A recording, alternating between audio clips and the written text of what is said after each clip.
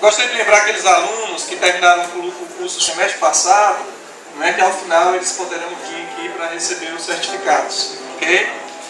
E quem quiser tirar fotos também com, enfim, com o Mr. Johnson, Dona Lídia, pode se sentir à vontade, aguardem que depois eles vão estar disponíveis para esse momento de fotos, ok?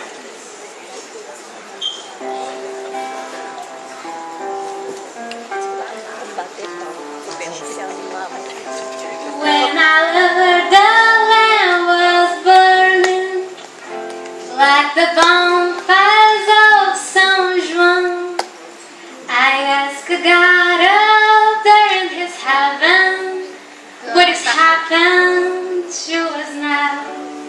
I asked God up there in His heaven, what has happened to us now?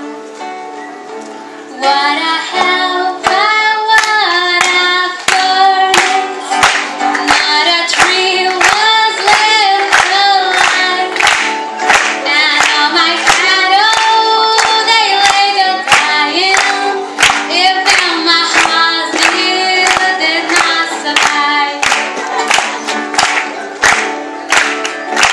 And the wild winds of has blown out far away from this land, and so I say now adeus Rosinha, knowing my heart I'll be back again.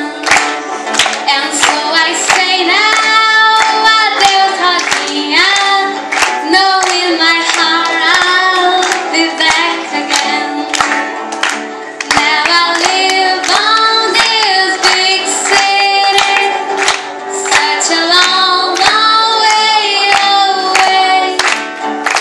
When I hear that the rain is falling, back to my home I'll return someday.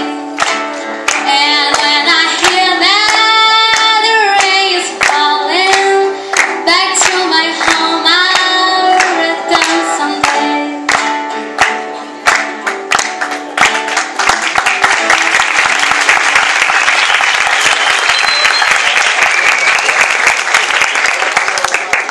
Aproveitar, pessoal, o ensejo, agradecer a todos vocês por terem vindo, os alunos da Escola Técnica, alunos do Colégio Ciência, agradecer o apoio da Unopar, né, o apoio do Colégio Ciência, o apoio do professor Alexandre, o apoio